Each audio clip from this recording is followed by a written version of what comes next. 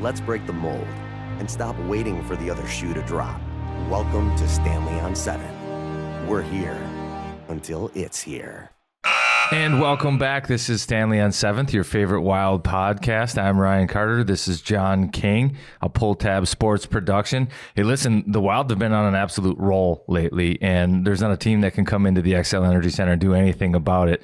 You had Carolina come in. They kind of dismissed them. Detroit in last night. They put a touchdown up on them. I mean, have you been watching? What are you impressed by? It's the best. I'm starting to feel just like Mr. Rat, the spirit animal. Rat's getting some engagement on the Twitter sphere, too. Like, I wonder what Rat's doing. He's the year of the Rat. Maybe Rat's buying crypto right now. We should talk to him. He definitely one step ahead of us. Oh, whatever Rat's on, we need to be on it, too, because, he's feeling good at the moment. But you got to love the way that they're playing. They clearly didn't play great against Winnipeg, but they came home, measuring stick game against Carolina. Pretty awesome. And then Detroit didn't start well, but boy, they put 7 up. I mean, you're not going to be able to beat the Wild if they score 7 goals. And let's talk a little bit. What did you do for Fialantines Day? Fialantines Day? Yeah, for Fialantines Day. Well, I just prepared for a hockey game. I had to work that night, but I did spend a lot of time texting some of my great loves, and you were included in that. Thank you. Yeah. But I didn't do anything special. I got the girls flowers in the morning, so you got to wake up early. They have their breakfast spot. I'm talking about my daughters, and they set out their chocolates and their flowers and just send them off to school with a good attitude. Dark or milk chocolate? They're milk. No, they're nowhere near dark chocolate yet. The palate has to come around. They're still in like chicken tenders and French fries, no vegetables. Okay. I didn't realize that was something that came with time. Nobody just comes out of the gate and says dark chocolate. Yeah, that's like when you have your first beer. You say like, "Give me, I don't know, like Natty Light." No, give me like the strongest IPA you have. Oh, okay, that's what I'd like. All right, well that's good. Don't you start with like a light beer always? Yes, I think you do. Or no, you actually start with like a schnapps. I think you start with, or like, okay, if we're talking canned beverages, like a peppermint. Seltzer. Well, nowadays I'm sure it's seltzer for sure. Seltzer. What's your first time you got drunk? What were you drinking? I like that we're starting with underage drinking. It's great. Since Who said you were underage? Who are you just confess it. Nobody said that. Our sponsors are a beer company and a lawyer. We're fine. The first time I got drunk, I kind of drank everything. But I do remember like a butterscotch schnapps being in there. Remember De Kuyper or Phillips? Mm-hmm. It was kind of like the starburst of alcohol. So I think that when we were young, that was seltzer, to get into the 40 proof, cinnamon, butterscotch, lime. I did some of that. I think we got our hands on a bottle of Kharkov vodka for like $7. And just drank it straight, didn't know to mix it or anything like that. Next thing you know, I felt like a silverback. I was just launching. Well, your dad's a cop. You end up being a pro hockey player. I can see the path. I end up in advertising after the butterscotch schnapps. So I do look like the Undertaker, says one person in the world. 2 now. Don't know if that's a compliment. We've got a photo. I'll send it out. Do you know who had the best Fialantines Day yesterday? In your opinion, is there any like maybe little like infant children, like little babies that maybe had a special day, even a better day than your daughters? I do think that there is somebody that I could point out, and okay, it would be kind of young, a beautiful little baby, still very innocent, pads on his feet, new world. Matt Boldy, he had a big night. Oh, little Matt, I've seen him around the neighborhood. Little Matt, yeah. Yeah. He's kind of a point a game guy, right? The little baby? Exactly. Maybe slightly above a point a game. Okay. So, let's talk about what you saw last night. He's been adopted by the state of Minnesota. We do this. We eat our young, and we also love things really quickly. This guy's Q score in the state of hockey is like 1 million. I had someone text me yesterday, maybe Kirill was the frosting on the Boldy cake. I almost threw my phone out the window. Like, Jesus, dude, slow your roll. I had somebody tweet at me too. In a year or two, Boldy will be the face of the franchise. No more Kirill. People, you're right though. They absolutely love it. Like, dude, I mean, and part of the reason they love it is he's like James Vanderbeek in the first season of Dawson's Creek. It's like so innocent. Yes, it's like he's a moving school photo in like a striped shirt with a white collar. Like every mother, father, it's like Maddie is their boy. And I love him, don't get me wrong. He's the beautiful baby. But Kirill's at the NHL store. Right. He's sitting next to Kucherov and McDavid. Boldy's got some work to do to be there, no question. Everybody's excited. You don't want to temper. Don't want to temper. Milk chocolate. Okay. Kirill's the dark chocolate. Kirill is the dark, right? Real dark. 97 cocoa. But what did you see last night? You did the game.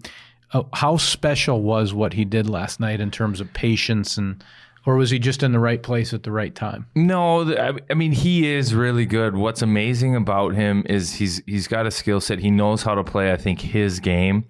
But what's impressive, and I tried to talk about not enough time on the air probably, but Nick Leddy, another Minnesotan guy, good player, solid skater. Yep. And Boldy beat him to the middle of the ice a couple of times in the offensive zone off the rush, like took the middle. And that's how plays started. That's actually how I think Boldy ended up getting one of his goals, right? So later on in the game, another sequence where Leddy already has to give him space. And that led to, I think, his third goal. Like there's no pressure there. Boldy was able to hold on to the puck and buy himself time. Reinforcements come, ozone time, and then next thing you know, they're on the power play and they score. For me, it's really impressive how he's got the confidence to attack the middle of the ice, and he's got a skill set for that too, where and he doesn't play with like a terrible amount of speed through the neutral zone. Like if you think of Kevin Fiala, it's almost like every time he goes through the neutral zone, he is shot out of a cannon. Do you remember those cars your kids would have, little kids, where you'd pull the ripstick and it would go that's what he looks like every time on the ice. It's awesome. I think a low pulse on this guy. It's like quarterbacks, quiet feet. Yeah. I mean, that one goal where he just sat there and like turned around and was like moving people and then shot. I mean, he definitely has some poise. Well, he certainly has poise, and he doesn't care. And that's my point, is he's not afraid to turn the puck over.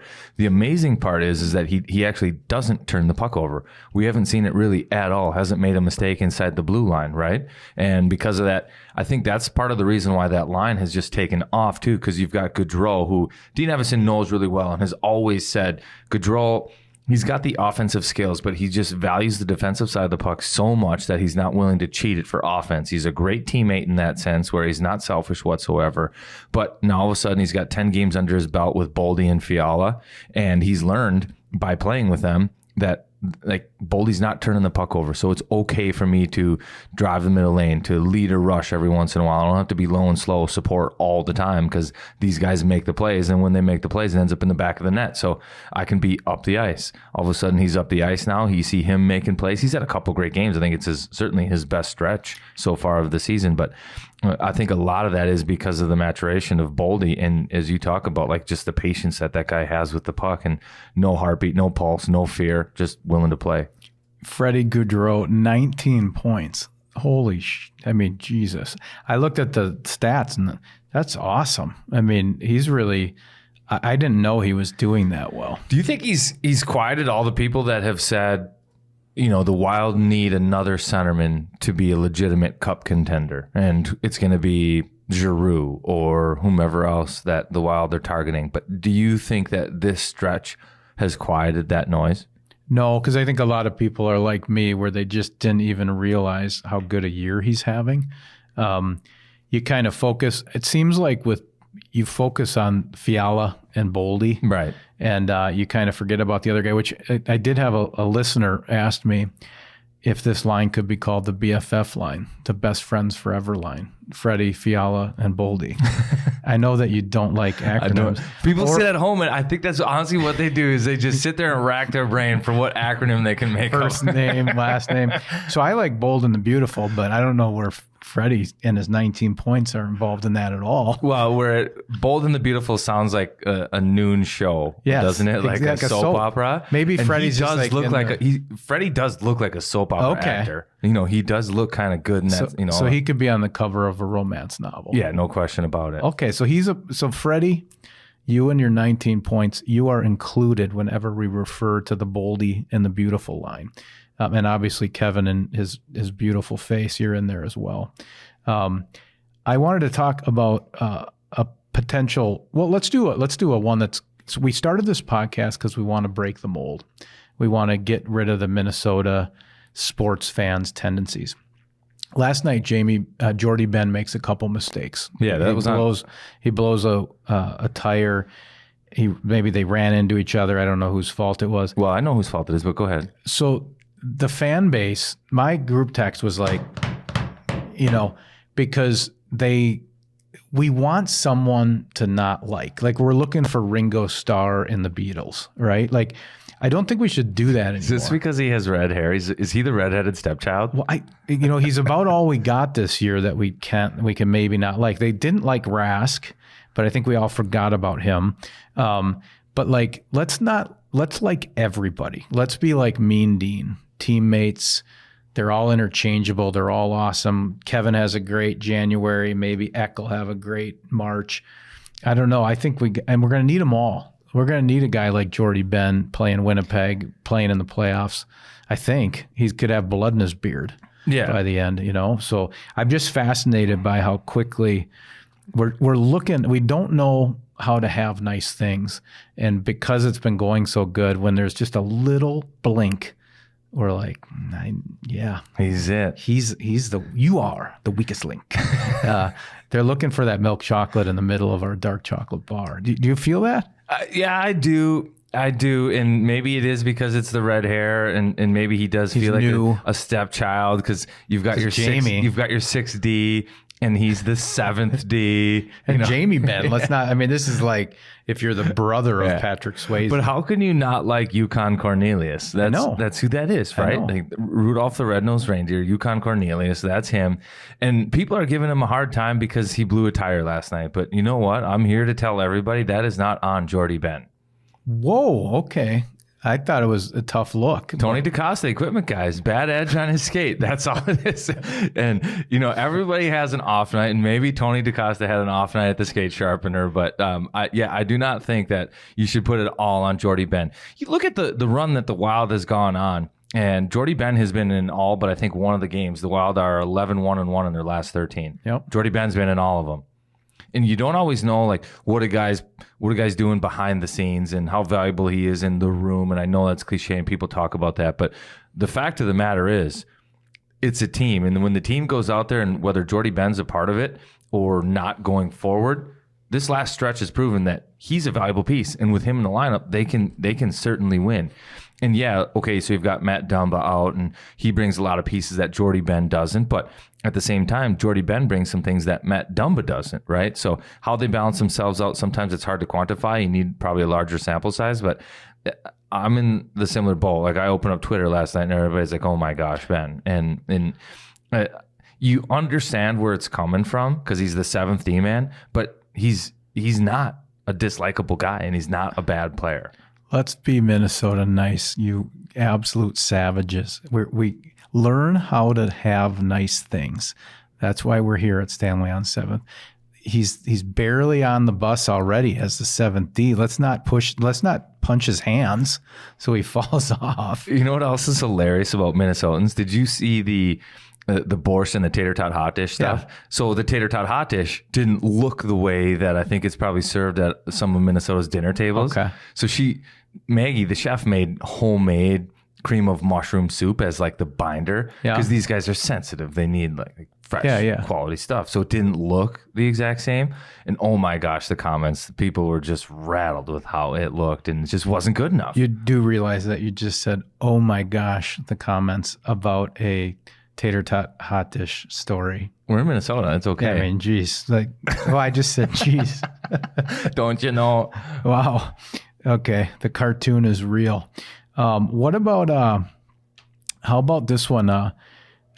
Is there a power shift from the east to the west? And I'm taking Tampa out of the equation because until someone beats them, they're the champs. But a little bit like the NFL shifting towards the AFC with all these great young quarterbacks. If I were to think of teams I'm terrified to play in the playoffs, almost all of them are in the West. It's Calgary, it's Nashville, it's Colorado, they're St. Louis. They're almost all in the West. Even a team like Dallas, who I don't know if they make it, scares me for weird reasons. Where if I look out east, and we've been matching up really well against the East. Carolina arguably is our mirror image in the East, and we just handled them pretty well. What do you think? Do you think the strength is besides Tampa, is the strength in the West? I do think so. I think it comes down to a style of play, and I think you can look at this a couple of ways. Now, the ultimate goal is the Stanley Cup, and really, if you're comparing East to West, it's one series. It's the Stanley Cup final, right? And how are those teams going to match up in that spot?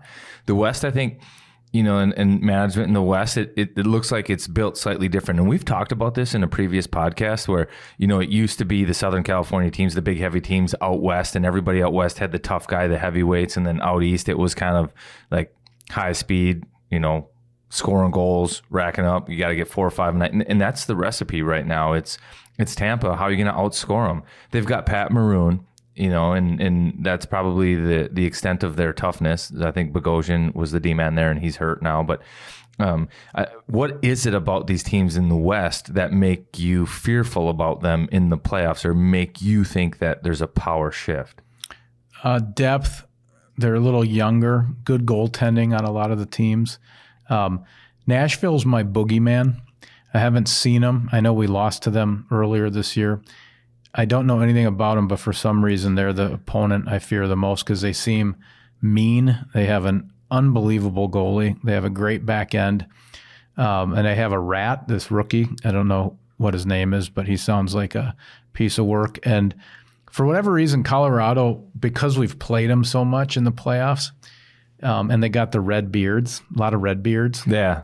And Landeskog's just a prick. I like the idea of punching Colorado in the face.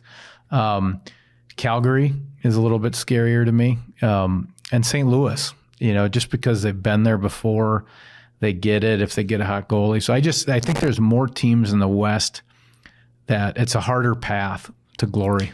I think we're cut from the same cloth, and I think you in the past have talked about how you think the Wild need a rat, and they have their toughness in Foligno. I think what you're saying is the West has these components, like it's a grind. They're ready for playoff hockey where there's not as much room, but they've been playing like a 5-on-5 style of game where Correct. Put it in the corner, punch you in the face. Doesn't matter if you got a red beard, you're gonna feel this, right? And that's the West right now.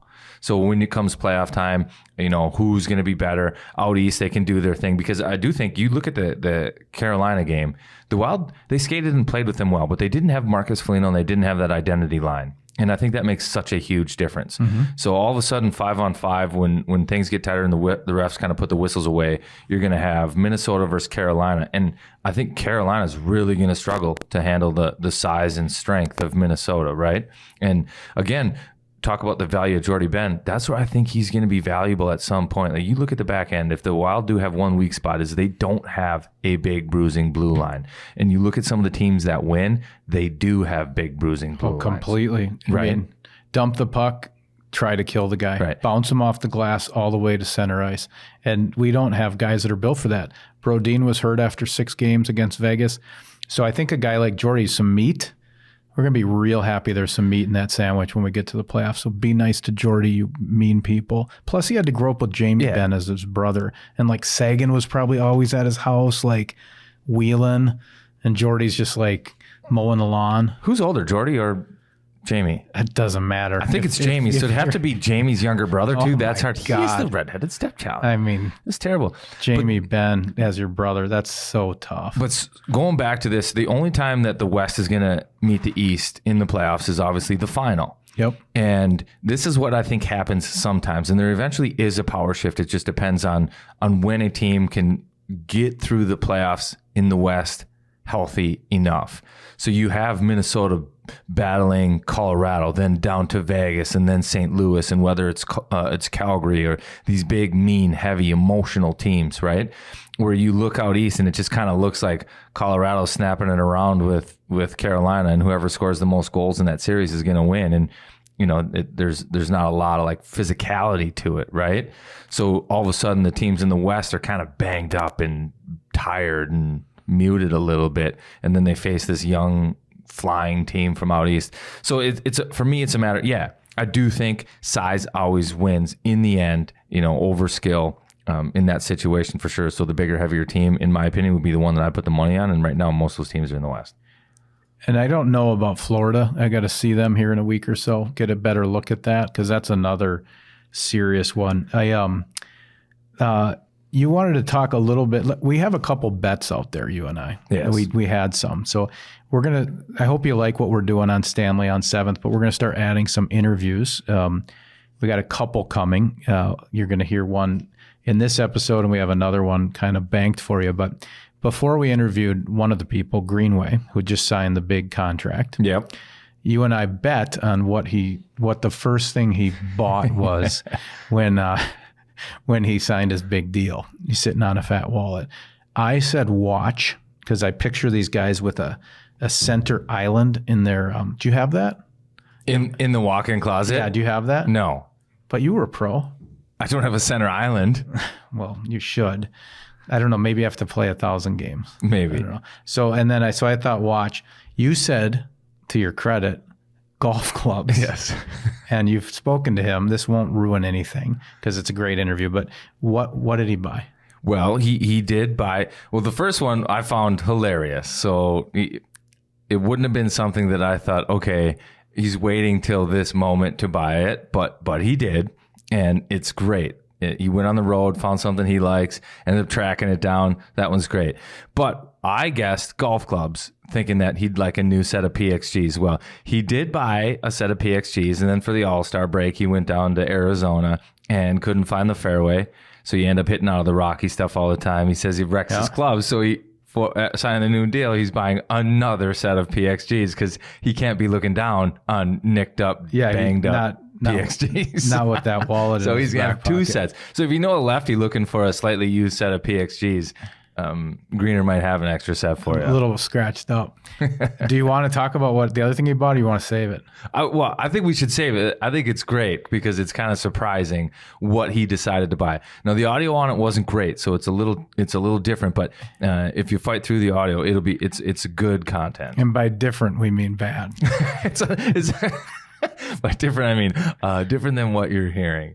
Okay, this is our other bet. This is going to play out this week. We bet $1. The Wild traded for this dude.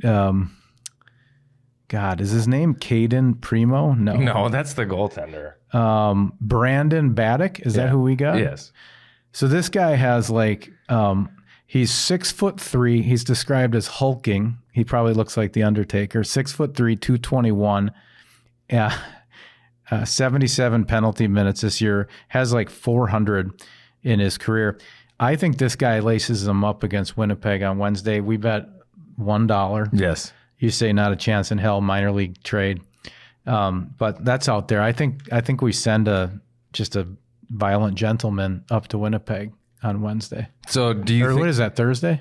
The game's tomorrow, Wednesday. Okay. So it's probably already lost probably. Yes, you have. Okay. Well, he's not on the airplane. He hasn't been called up. Anything can happen. He can meet the squad, but okay. It is possible because if he was in Montreal too, maybe he didn't have to come back down to the States, so he just went right over to Winnipeg. That's also possible, but I don't see it happening. Your theory is simply that because of the stuff that went down in Winnipeg last time, that they're just going to send some meat up there and some reinforcements. I also think Bill Guerin's shadow on the franchise is so significant that whenever you see moves anywhere, he's involved, and they link up to the pro team somehow. So I don't think there's such thing as a minor league trade anymore for the Wild because he's just his imprint is on everything. So even though that is maybe a minor league trade, they're thinking about him for later or something. If we need a guy, almost like Curtis Gabriel, was that his name? Yeah. A guy we can bring in just to scare the hell out of someone. Well, if you want me to break down that trade and what I think occurred there, and I don't have any intimate knowledge, this is just my guess, is that they've got a crowded crease down there. So they probably want the young guy, Hunter Jones, playing a few games in Iowa, and they had the Hamburglar, and then they had to sign Zane McIntyre. McIntyre's been playing well there. I think he's on a two-way contract too. He actually, I think, was going to be one of the goaltenders to play at the Olympics for the United States, but ended up signing this NHL deal, so then he couldn't go over there to the Olympics. He's played well, and because of that, that made Hammond expendable. Well, all of a sudden now Montreal They are without Jake Allen and Carey Price, their 2 top goaltenders, and they have Primo, the other guy you mentioned, in the net. And I don't think they want their next goalie or the goalie of the future just getting rinsed every night in the NHL. Like, they're giving up 6 a night. I think they're the worst team in the NHL. Now they have both Pitlicks. They have both Pitlicks and the Hamburger. So many Pitlicks. So I think they just want like a veteran NHL goaltender that can be a pro, go out there, play some games, but not have to put Primo in a terrible spot. And that's kind of where I think it is. All of a sudden you have contracts, and when you give a contract away, I think a lot of times you got to take one back, right? And that's what this guy is. Not to saying that he's not valuable or he couldn't turn out to be a player, but I think that's where it's at. We predicted that Fiala would carry us through. Fialuary? Yep. And also Boldy, we were on that from the Winter Classic. Now, I really think this wood chipper line, this Greenway, Foligno, Eck, I think we're going to see a resurgence from them, specifically Eck on the points front, as well as Mr. Hartman, who had a couple assists in the last 8 games. I think you're going to start seeing Ryan smiling more. It's not just going to be the 2, Tango and Cash, Frickin' Frack, Zuccarello, and Kirill. I think you're going to see Hartman start pushing through again like he was earlier in the year. We're going to pass the torch. It's going to be a lot of the big line with Foligno coming back, and Hartman's going to get back on the score sheet heavy for the next 30 days. So you think last night's extra point, the Wild had 6 on the board, and Ryan Hartman kicked one through the uprights for the 7th. That one is going to get him off the schneid, because I think he was struggling a little bit, and there was some frustration kind of showing through. And I don't think that Kirill and Zuccarello bypass him purposefully, but he just wasn't scoring at the rate that he was earlier. Nice to see him get on the board, but he's going to go on a run here. Yeah, no, I think he's going to get. He's going to be buying some more half-face blades, and he's going to be back on the score sheet. I do got to remind people that 97 has 57 points in 43 games. What was the number? 100? Well, we said 97, but I think he scores that empty netter too, just to kind of dampen the Boldy hype. He's like, "Hey, I know you love him. I know you love him, but I could have had a hat trick too. I could have, but I didn't. I also could score 6 at some point." So he's just reminding us that he's the dark chocolate. Just take a log off the fire. Yeah. Hey, he's great. He's great. Looks great in a Coca-Cola rugby, nice kid. But I'm the guy. Okay, so the wood chipper line, I do like that expression too, because, well, I think wood chippers, you need an axe every once in a while. In the Wild, I think they've been using theirs a little bit too much. Are they a dirty team? It's like a parade to the penalty box these days. Are the Wild a dirty team? No, because I'm completely biased, and when I watch the game, I can't see them being dirty ever. I don't think they're dirty either, but I can't figure out why they get beat in the power play differential almost every single game. And they don't draw a ton, despite the fact that they play with the puck all the time. They've got big, strong bodies that get held, and you name it. But all of a sudden, it's the Wild to the box all the time. I don't know what it is. They're fourth. They have the fourth most penalties in minutes in the NHL. Third most if you go by game played, and man, I think 4th most minors. So they're taking a lot of minors. It's not just all like 5-minute, 10-minute misconducts either. Like, they're taking minors. Well, let's break it down. So Fiala is a prick. He's a scratch your face guy, pull your hair guy. Okay, we've seen this in the playoffs back before he had any support. You better ponytail up. He will slap you. Then the thing I've noticed lately, and it started with Moose, is, and you saw it with Duhaime just killed a guy the other night. Yeah. And then Greenway was going nuts. Like, there's been a lot of like rage from the Wild. So maybe they're like, they were low T and they started to maybe mix in some, I don't know what's happening, but there's a little anger, which is awesome, by the way. I love it so much. Well, I can assure you there's not high T. So part of the issue with the audio the other night when we didn't get great audio with the Greenway interview was we had to sit around there for an extra hour and change because he couldn't use the restroom. So they had drug testing. So, and for whatever reason, coffee, water, none of it. Couldn't pee. Yeah, none of it made a difference. So all of a sudden we're sitting there. Interview was rushed and had to be done in a certain amount of time because the drug tester was still sitting there, but he had to go. But he didn't test positive for high T. So maybe they were low T and maybe that's been addressed, but they've got to be right in the wheelhouse right now. Greenway with the aggression. I do think he did pretty well in the fight with Dylan. Yeah, no, he's good. He's going to really, they're going to go on a run, I'm telling you. I think he's going to start playing like, he's going to become baby Foligno. Yeah. And I think that's what he's starting to feel, like a little empowered, a little bit taller, 6'6", and now he's starting to see it, feel it, because he's getting a lot of feedback too. Because when he just shoves guys or decides to dismiss them, they go flying. And I talked to him about it in the interview, and he kind of smiles, and he's starting to understand, like, when I decide, I dominate these guys. Do you remember those Hulk gloves you could wear? They were big like green ones. I think he's like, he realizes like he's hulking up. Yeah, he's got the Hulk going. I'm very, he is kind of like Banner and Hulk. Like, yeah, he's usually Banner, but every once in a while you gotta let the Hulk out. Skates bent over like Bruce Banner, and then occasionally he gets upright. You have anything else on your list, or you want to talk about your interview? Well, let's get one more topic. I want to know, do faceoffs matter? Because it's been a sore spot for the Wild, and they haven't been great. And my point is that they don't matter. And they do possession. We've talked to Evison about this, and they go to the analytics with it. It doesn't matter that much to them. And Dean Evison says, as long as we win the big ones, the important ones, so the power play draw, the penalty kill draw in our own zone, maybe the 6-on-5 last couple, those are the ones that matter. But throughout the middle of the game, it's not that big a deal. Do you subscribe to that theory, or are you thinking like over time this is going to cost them? I worry about it a little bit in the playoffs. Playoff hockey is just so different than regular season hockey, and it's almost like playoff baseball. It becomes a little bit of a chess match. So those draws in your own zone when you're tired and you need to get it out, whatever the case may be. It is a little worrisome that we always get outmatched on the draws. I can't figure out why. Like, you have Eriksson, Ek, and Sturm, two guys that are like very diligent about the work they put in, very detailed in the things they do. And faceoffs, it seems like it should be easy. It's leverage, it's strength, and it's timing, right? And maybe a little strategy on where you're going to go with the puck. But those guys have both those things. It's like, snap them back, get better at it. And they've just struggled. And I said on one of the broadcasts the other day too, this honestly, I played the middle for the first probably 5 or 6 years. And I just talked to the wings, be like, okay, I take 10 draws. I usually snap 4 back. He's going to snap 4 back. That's the average. We're both about 50%.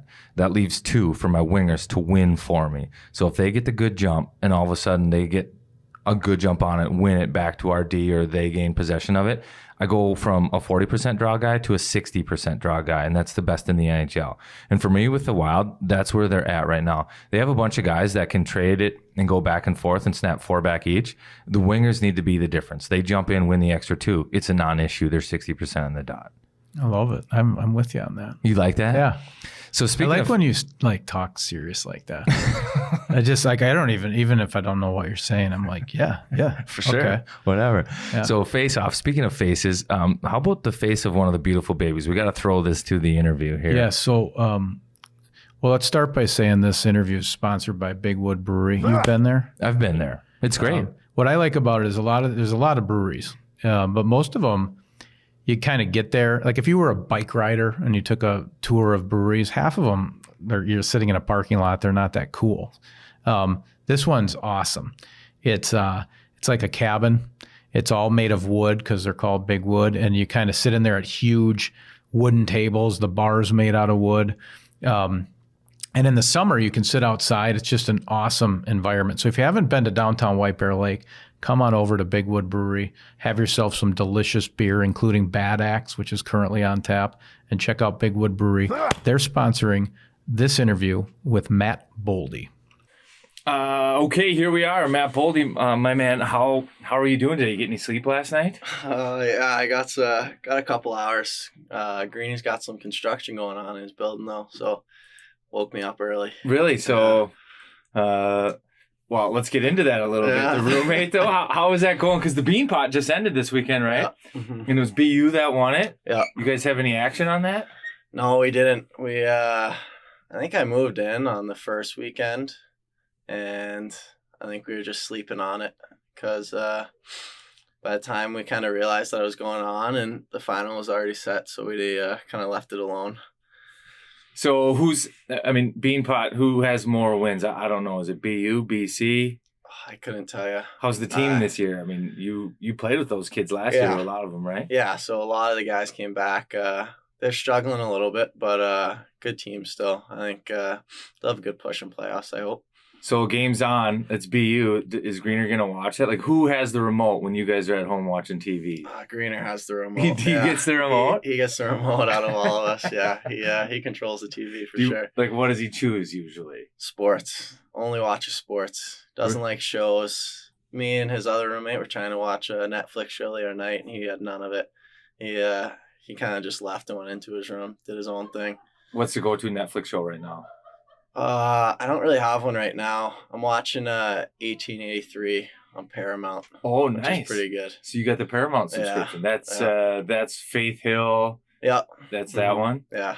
Good? Yeah, it's good. It's I like Yellowstone a lot, and that's like supposed to be like before Yellowstone, so it's pretty good. I'm a few episodes behind, but catching up. What else you get into? I mean, you had some bus trips in Iowa probably where you got into some things. Anything else you're watching? I'm not watching anything right now, but I've watched like everything. I'm a big TV show guy. Now you just defer to Greenie and the sports. You're just happy to have a seat at the couch. Just let it happen. So how did the roommate situation come about? Yeah, so we have the same agent, so I've known Greenie for kind of a little bit. He's always been really good to me, just kind of taking care of me and camps and stuff like that. So kind of when the opportunity arose and I was told to get a place, he ended up calling our agent and told him that he had an extra bedroom, and that was more than welcome to move in. So it was kind of a no-brainer for me. So last night you had a big night. We'll get to that in a second. But who does the negotiations? Obviously, you both have the same agent. Who's doing the rent negotiation there? Greener's he's let me off pretty easy. We'll say that. He's letting you off easy. Okay, well, last night he said after a big night that he might have to up the rent a little bit. Yeah, he might have to. I might have to cover a few meals or something like that. But no, I'm more than happy to do that. He's helped me out quite a bit. Meals, that's who's the cook? Greener says he's not the cook, but he's a picky eater. Nope, Greener is not the cook. I don't think I've seen him in the kitchen. But he has Maggie, our team chef, come over and cook quite a bit for us. So it's pretty nice. So he needs an at-home chef. He needs someone to cook for him, yes. Well, do you ever cook for him? I told him I will, but he said I have to go to the grocery store and get all the stuff, and I don't know if I got that in me yet. Dude, it sounds like he actually doesn't trust you. Because if he's a picky eater, maybe he just doesn't trust you. It's a lot of pressure, too. Like, I'm not living up to Maggie's standards, so I don't want to, like, cook him a bad meal and him get mad at me. So if you got to impress him, what's the first one you're cooking? Oh, I don't have much in the bag. That's the thing. I just chicken in the oven. Just throw it in. Chicken breast, broccoli, some sweet potato. It's about the simplest meal you can make. So that sounds like a good pregame meal. You could maybe make a pregame meal. Is that where you ate that one, or is that where you learned to make that one? Honestly, my mom taught me how to make that one. Just kind of hard to mess up. Just throw it in there for 20 minutes or whatever, and once it dings, you take it out and you eat it. So it's hard to mess up. Let's go through your career a little bit. So you're from Massachusetts. Like, how far outside of Boston? Probably 40 minutes. 40 minutes outside of Boston. Grew up just playing. When did you become good, or AAA hockey? And then is it like 12, 14 years old, you know you're good, and you start the track to play at the national program? Like, how does it work? Yeah, I think growing up, I was always like pretty good. I was always kind of towards the top of my age group in Massachusetts, at least. And I think growing up, I always knew I wanted to play in the NHL, but it kind of became a little bit more like realistic probably when I made the national team. And went there and kind of had 2 good years and kind of realized that I was good and that was kind of going to be a first round pick and kind of fit in with all those guys from around the country that were supposed to be the best. And that was kind of where I realized that I had a future with it and kind of took it a little bit more serious. So national program, you're there. Like, how you get an invite, you have tryout, you make the team, and then what's that like?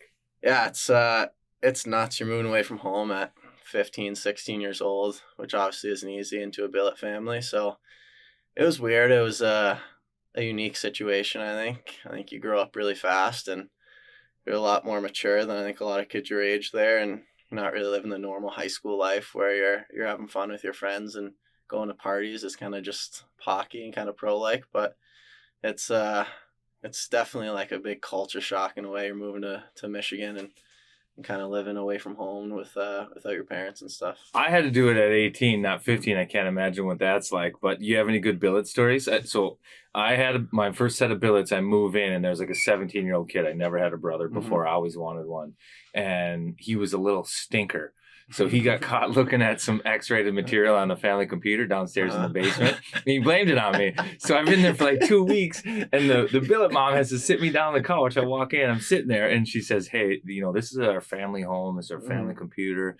And I had to go in there and say, like, "Listen, it wasn't me. I don't know what he's telling you. Like, I have a laptop," and I pulled the laptop out of my room. I was like, "I wouldn't use your family computer." Right? So, and then the second time, he's trying to grow marijuana in the egress window, and his parents caught him, and they blamed it on me. So it was different, a weird experience. Like, it's so great that these billet families do that. Like, they allow you to come into their home and further your hockey career. But any good stories from the billets, or how was your situation? I had a really good situation. They were really nice. My first year, they had 2 kids, but my first year they were both in college, and then my second year they were both home. So kind of had a mix of like just me and the parents, then me and the kids and the parents, which was kind of nice because it changed it up. But I don't think I had any crazy billet stories. That is a good situation. They were pretty good. Like everything that I ever needed, they were awesome. Really good cook. Dinner every night. Like, so were you the house that guys went to that didn't have like good meals, or that was your house like the gaming house? Like what was your spot? People come over there? Or? Yeah, we'd have some guys over for meals every once in a while. Some guys weren't as lucky with like billet parents that were great cooks and stuff. So my billet mom was more than welcome to kind of help everyone out and provide meals for people, which was really nice. But we didn't hang out too much at my house. Cole Caulfield had the hangout billet house. Oh, is that right? Yeah. So that's where all the gaming would go on. Like, you have a ping pong table or anything like that? No ping pong table. They had Xbox. They had a little bit of everything though. It was nice. Good setup. Good snacks and stuff. Yeah, really good snacks. That's crucial. Yeah. So you talk Cole Caulfield. You guys had a pretty good team. I looked at the second year you played there.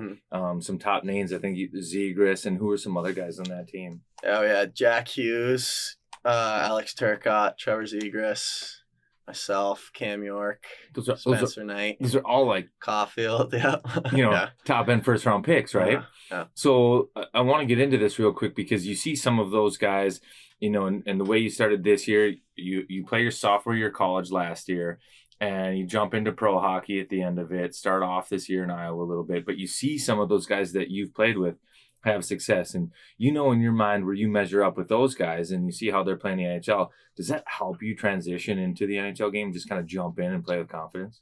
Yeah, definitely. I think it's good being friends with those guys and being able to kind of talk to each other about it. I think that's probably the biggest thing, being able to like come in with a little bit more confidence, knowing what it's like just through kind of their experiences and stuff. But definitely you see those guys have success, and you see Cole scoring all the goals he did last year in playoffs, and Trevor doing what he's doing this year. It definitely helps you out for sure. You see the All-Star game, and he's got the hands on display. Like, at some point, you guys going to have to go mano-a-mano with the hands, because you've got some pretty good ones too. I don't know if I got hands like that, though. He does some crazy stuff. So you played with him. The All-Star game, Zegras, he picks the puck up blindfolded, the dodgeball theme. Now he gets the puck on his toe, and he's kind of whipping it around. There's no tricks there. That's not like friction tape or tons of wax. That's just skill. That's just him, yeah. Ever since he was little, I'd play against him or with him in summer tournaments, and ever since he was little, he'd love to do crazy stuff. And after practice at the national program, he'd sit there for an hour doing that stuff. So he works on it quite a bit. You guys, did you play lacrosse growing up? A little bit, yeah. So is that big out east? Because those, like, I feel like some of the inspiration for some of these moves is lacrosse a little bit. Yeah, it doesn't. Lacrosse wasn't here in Minnesota when I was growing up. I'm pretty sure it's pretty big in New England in the East, but I only played for a couple years, so I can't really talk too much about it. Yeah, but I mean, do you agree with me though that some of the moves, like the inspiration, comes from lacrosse? And yeah, definitely. I mean, playing with the puck in the air, it's you don't really see it too much in hockey or in the NHL. So, I mean, you see moves like that. It's pretty easy to compare to it. How was college at BC? I loved it. It was a blast. We had both years really good teams, really good group of guys, and I love BC. I kind of grew up always wanting to go there, so it was basically a dream come true to go there and play there. So, and then all of a sudden you leave BC. Billy Guerin, a BC guy himself, the general manager. You have any chats? Like, was there instant chemistry between you guys as well, or how'd that go? Not too much. He's obviously a big name over there at BC. He's in the Hall of Fame and everything like that. So he definitely helps when you got that connection, I think, a little bit. But I don't think it in Billy's eyes is too big of a deal.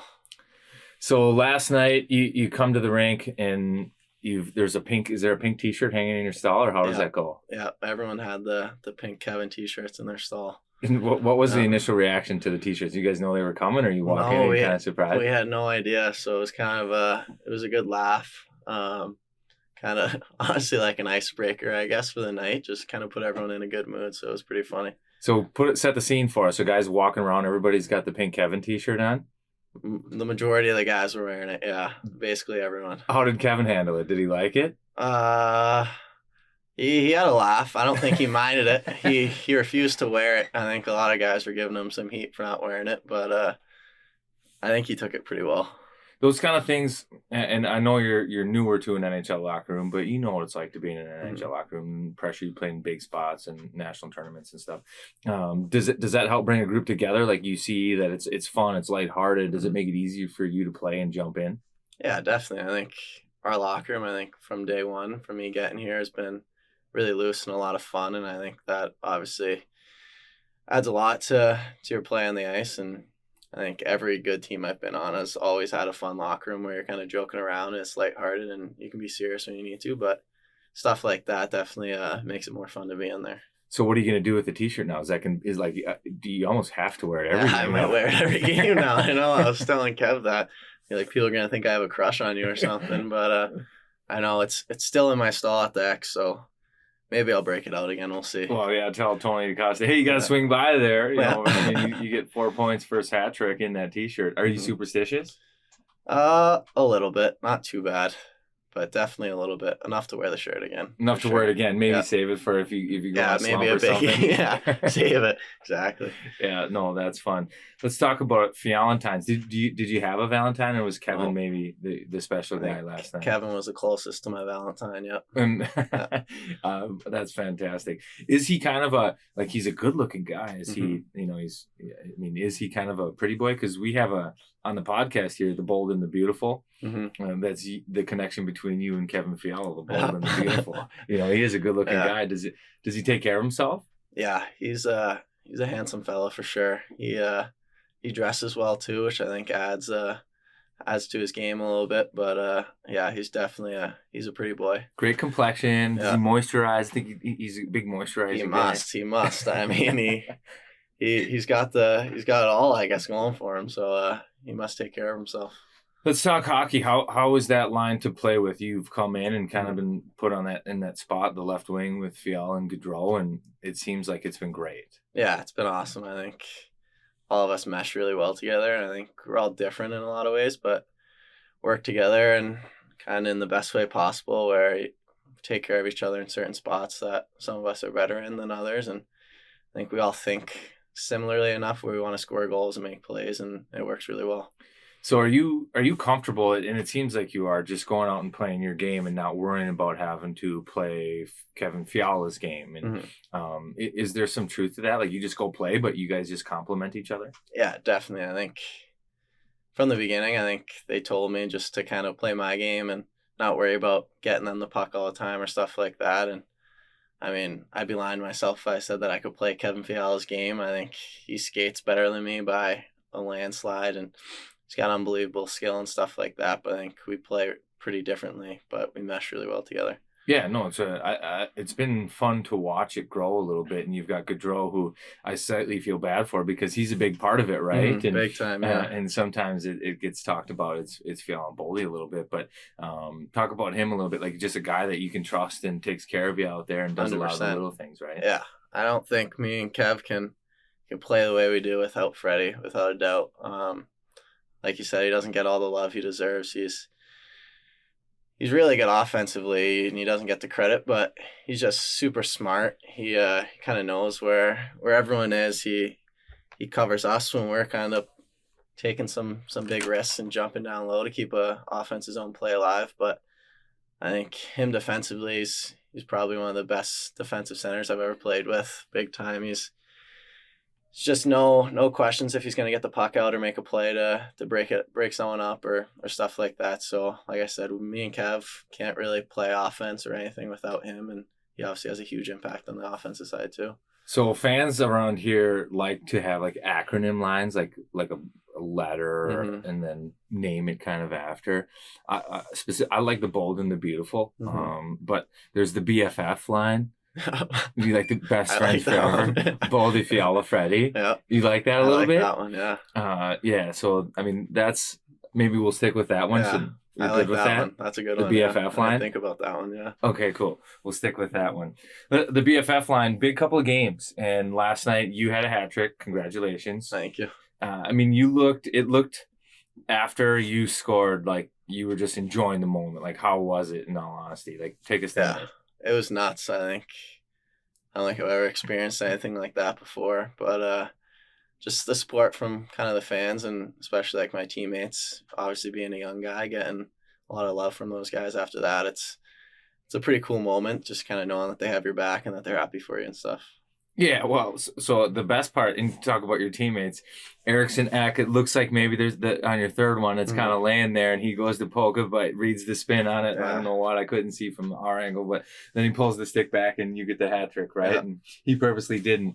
How was that, and did you notice that, and did you try to pay it back? Is that what I thought you could have buried the fourth one on the wide open cage on the side there? I thought maybe you had an open look, and then you just decided to loop around and hit Ecker for a backdoor tap, and is that like a welcome kind of moment? Or well, we'll say that's the reason for it, but no, I think I said it as soon as I got back to the bench. I was like, what a good guy move by Ecker, not whacking it in. It was just sitting there for him. But yeah, it was obviously a smart play by him. It helps me get the hat trick for sure. But so you see him backdoor, so that those plays were independent. You just were playing the power play, and you just saw his stick back there and made the play. Yeah, he's pretty good there, so he doesn't miss many of those if you can get it to him. Yeah, I love that guy. I think he's got 9 power play goals, 0 power play assists. Just beats everything. No, that's great. 97, Kirill. I look at the way you play, and it's fun. Like, Kirill's so great at protecting the puck and good on his edges and things like that. And you've extended a couple of plays, specifically your first goal last night too, like just protecting the puck and using your edges. Like, what's it like watching him play? And do you try to do some of the things or learn from some of the things he's doing out there? Yeah, I think Kirill's obviously a superstar and one of the best players in the league. So you take what you can from him, but obviously some of that stuff is God-given, and he's unbelievable at it, and that's why he's as good as he is. But you definitely look at ways that he approaches like certain scenarios and how he kind of uses his body and stuff to kind of keep a play alive and wait for his other line mates kind of to get open. So you take what you can, but some of it's a little hard to take from him because he's so good. What's he like in the locker room? Is he talkative? Do you communicate with him? A little bit. Obviously, his English isn't awesome, but he's kind of always smiling. He's always kind of giggling a little bit. So honestly, I wish his English was better just to kind of get a little bit more of his personality, because he seems like an awesome dude. He is already, but just if the whole language barrier, I think, was a little bit better, he could be a little bit more outgoing and stuff. So our podcast, we've coined some of the young guys as the beautiful babies, and you're one of the beautiful babies. And Marco Rossi's and the young talent coming up. So who's swaddled you? Who's welcomed you into the locker room and kind of been like, hey, here you go, and taking you under their wing? Yeah, I think a lot of the guys have been really good. Obviously, Greener is probably up there with letting me move in and stuff, but I think everyone from Kev, Freddie, Moose, Spurge, Goligoski, it's kind of goes all the way around the room, to be honest with you. Yeah, fantastic. All right, man. Well, hey, that's all I got for you. Congratulations on a big night, the hat trick, 4 points. I think you're obviously. I think you've gotten the news that you're here to stay, but I don't think you need news after a game like that. So that was pretty special. But all right, go enjoy it. Have fun in Winnipeg, and thanks for your time, dude. Yeah, thank you. I hope you enjoyed that discussion between our own Ryan Carter and Matt, the beautiful baby Boldy.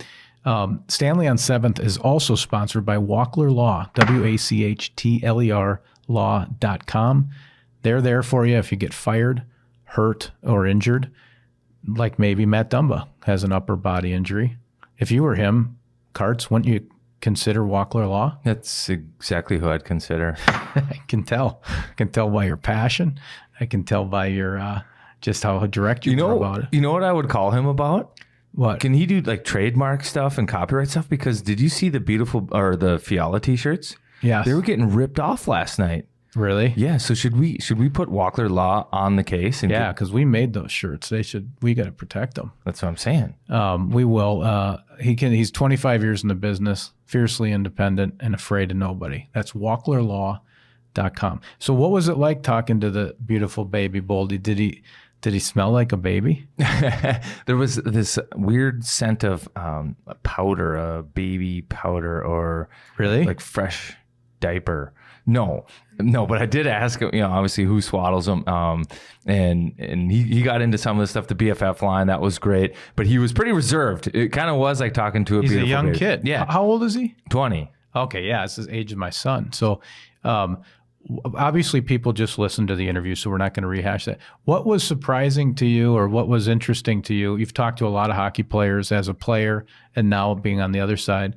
What was interesting to you about the interview? Well, for me, he does things kind of the right way, and he carries himself pretty well. But you listen to the interview, he wasn't willing to really dive into anything in any depth or tell any stories. Didn't want to expose himself.